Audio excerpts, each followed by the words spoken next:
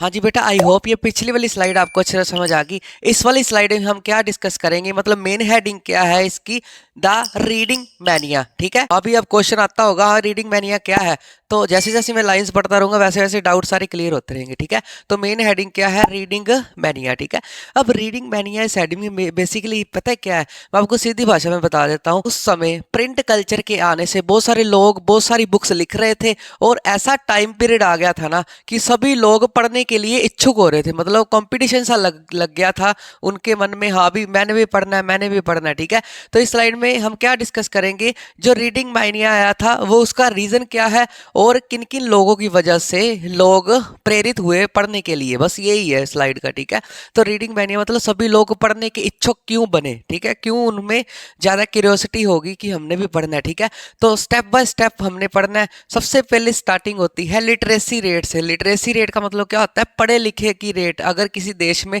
Literacy मतलब पढ़े लिखे लोग ज्यादा होंगे तो वो देश भी तरक्की करेगा। ठीक है, तो लिटरेसी रेट अप हो गई थी उस समय में।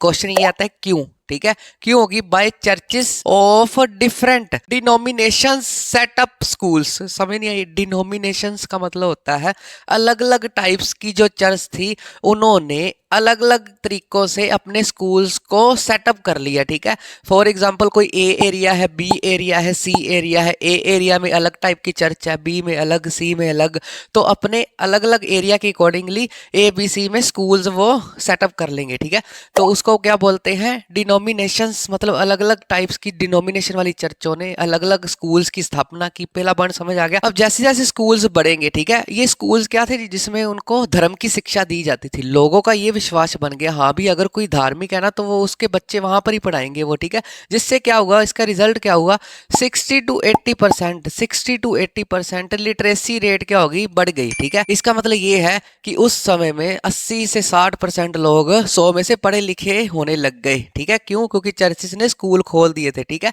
This create a virtual reading mania. इसके चक्कर में जो रीडिंग का क्रेज था वो बढ़ गया। मतलब अगर लोग पढ़े लिखे होंगे तो वो लोग पढ़ेंगे ना, कुछ बुक्स वगैरह कुछ भी पढ़ेंगे।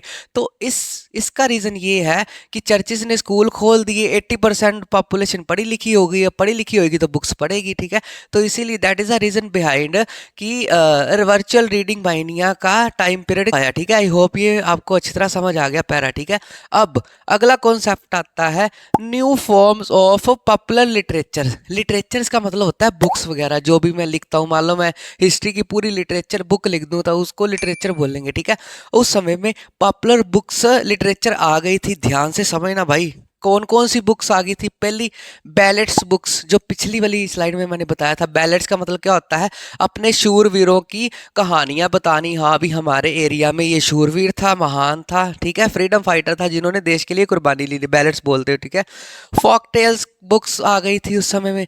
फोक टेल्स का मतलब क्या होता है, अपने एरिया की कथाएं वगैरह, कोई भी इंटरेस्टिंग स्टोरीज हो सकती हैं वो। ठीक है, अपने एरियाज के अकॉर्डिंग। ठीक है, फोक टेल्स होगी। ठीक है, दूसरी अगली बात, अगली बुक कौन सी है, आल्मनैक्स बुक्स। आल्मनैक्स बुक्स, आल्मनैक्स बुक, हाँ मेरे को पता है बड़ा टफ सा वर्ड है। आल्मनैक्स का मतलब क्या होता है, आल्मनैक्स एक ऐसी बुक होती है ना जिसमें लिखा होता है हाँ भी सूरज से पृथ्वी की दूरी कितनी है, ये डे है वगैरह कुछ। ठीक है, वैसे भी पिक्चर देखे आपको अच्छे से समझ आ जाएगा, उसमें सारी ऐसी बातें लिखी होती थी। ठीक है, अगली बुक है पेनी चैम्प बुक्स। समझो इस बात को, चैम्प जैसे लिटिल चैम्प होते ना छोटे छोटे बच्चे, वैसी छोटी छोटी बुक्स पॉकेट साइज की बुक थी जो एक पैनी में मिल जाती थी, उसके लिए इसको नाम क्या रख दिया, पैनी चैम्प बुक्स, छोटी छोटी बुक्स। ठीक है, अब इसमें एक और बात याद रखनी है, सोल्ड बाय, किसके द्वारा सोल्ड की जाती थी, नाम क्या है इसका, चैप बुक्स। तो इसका बेचने वाले का नाम क्या आएगा, चैपमैन।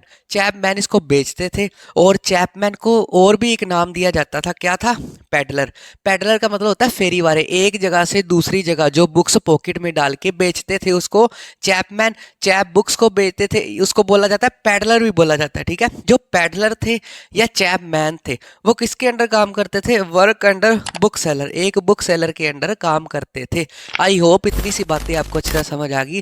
इस स्लाइड में हमने अभी तक किया है, स्कूल्स खोल दिए चर्च ने, और प्रिंट के आने से, प्रिंट टेक्नोलॉजी के आने से कौन कौन सी बुक्स फेमस हो गई, ठीक है।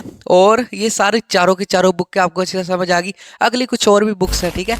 जैसे उस समय हिस्टोरी से रिलेटेड भी बुक्स होती थी and romance books also, romantic stories वगैरह भी लिखनी शुरू होगी जिसको लोग पढ़ते थे, ठीक है। यहाँ तक आपको समझ आ गया। अगली बायोटेक ब्लू, ठीक है। ये क्या सर बोल दिया आपने, बायोटेक ब्लू ये एक बुक का नाम है। जैसे हमारे रफ कॉपी नहीं होती जिसके ऊपर इतना अच्छा मटेरियल का पेपर नहीं होता, वो 10 रुपए की होती है, सिंपल होती है, ठीक है। तो उस समय फ्रांस में बायोटेक ब्लूज एक बुक का नाम है जो इतने ज़्यादा इसके पेपर हाई क्वालिटी के नहीं थे और सस्ती थी as compare to other books, ठीक है। अभी तक हमने बुक्स कितने तरह की पढ़ ली, 4, ये 5 और 6, ठीक है। हिस्टोरिकल और रोमांस और बायोटेक ब्लू जो फ्रांस में बेची जाती थी बुक सेलर की तरफ से। आई होप यहाँ तक आपको अच्छी तरह समझ आ गया।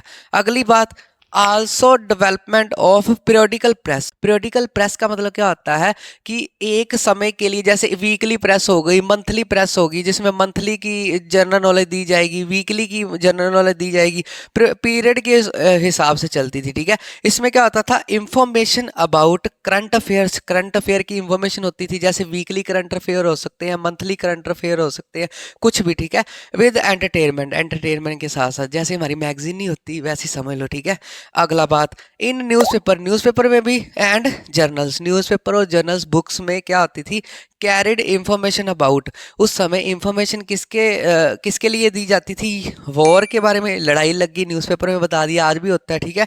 और ट्रेड, व्यापार से संबंधित, जैसे इस देश ने इसके साथ व्यापार किया, इस देश ने इसके साथ व्यापार किया, वो सारी इंफॉर्मेशन दी जाती थी न्यूज़पेपर में। ये उस समय में बात कर रहे हैं कि क्या क्या चीज़ें कॉमन थी प्रिंट मीडिया के आने से, ठीक है। अगली बात, एक बात नोट रखनी है, आइडियाज, इस ये बड़ा इंपॉर्टेंट पॉइंट है। आइडियाज ऑफ साइंटिस्ट जो होते हैं एंड फिलोसफर जो बुक वगैरह लिखते हैं, become more accessible to the common people. अब कॉमन पीपल इनके जो आइडियाज़ हैं, इनके, अब मान लो कोई प्रिंट मीडिया नहीं है, फॉर एग्जांपल, समझो इस बात को, ठीक है। मैं समझाता हूँ इस लाइन का मतलब, कोई प्रिंट मीडिया नहीं है, कोई किसी को पता ही नहीं होता। मान लो मैंने कुछ इन्वेंशन कर दी, ठीक है, या मैंने कुछ खोज कर दी, ठीक है। अब अगर कोई मीडिया नहीं है, कोई फेसबुक नहीं है, कोई इंस्टाग्राम नहीं है, कोई ट्विटर नहीं है आज के समय में, ठीक है। तो वैसे ही उस समय में कोई न्यूज़पेपर नहीं है, तो लोगों को कैसे बताएंगे अपनी डिस्कवरीज, ठीक है। तो जैसे ही प्रिंट मीडिया आया, साइंटिस्ट और फिलोसफर्स के आइडिया को एक्सेसिबल बना दिया गया कॉमन पीपल के लिए। मतलब कॉमन पीपल भी इनके आइडियाज़ को पढ़ के, इनकी बुक्स को पढ़ के इंस्पायर हो सकते हैं, ठीक है, इसकी हेल्प से। आई होप ये वाला आपको अच्छे से समझ आ गया।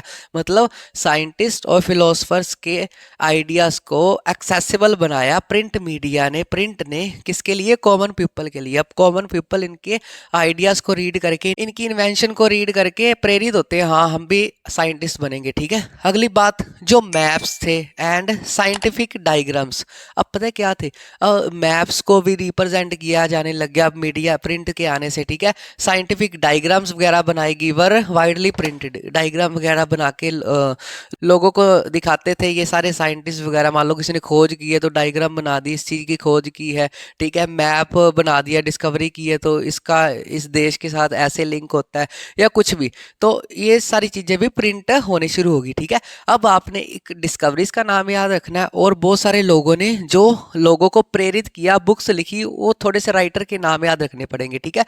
तो प्रिंट अबाउट मैनी डिस्कवरीज, बहुत सारी डिस्कवरीज भी प्रिंट की जाती थी ताकि लोगों को प्रेरित किया जा सके, कॉमन पीपल को भी, हाँ भी तुम लोग भी पढ़ो, तुम लोग भी तरक्की करो लाइफ में, ठीक है। तो एक बंदे का नाम याद रखना है, लाइक आइजैक न्यूटन, ठीक है। एक बंदे का नाम है, बस इसकी पूरी डिटेल नहीं है। आइजैक न्यूटन की डिस्कवरीज को शो किया जाता था ताकि लोग इससे प्रेरित हो सके, ठीक है। अदर राइटिंग्स ऑफ थिंकर्स, बहुत सारी राइटिंग्स भी होती थी थिंकर्स की, सोचने वालों की, सच एज, उसमें कौन थे, थॉमस पेन, ठीक है। ये साथ में पिक्चर देखोगे ना, इसको याद रखने का तरीका, जैसे आप पढ़ रहे हो ना तो आपको पेन हो रही है, थॉमस पेन, ठीक है। उसके बाद है वोल्टेरिया, बहुत सारी वोल्टेज लग रही है आपके दिमाग की, तो वोल्टेरिया, ठीक है। अगला है रोस्यूस, ठीक है, जो रुस जाता था टाइम टू टाइम, कुछ भी करके हमने याद ही रखना है, ठीक है। तो इस स्लाइड में हमने क्या पढ़ा, एक तो लिटरेसी रेट कैसे बढ़ी, दूसरी लिटरेसी रेट बढ़ने से बुक्स कौन कौन सी आई, तीसरी ये पीरियोडिक प्रिंट का क्या मीनिंग है, अगली साइंटिस्ट के बारे में बताया जाता था ताकि लोग प्रेरित हो, लास्ट में were also widely. Full chapter tricks के साथ देखने के लिए डिस्क्रिप्शन बॉक्स में लिंक पे क्लिक करें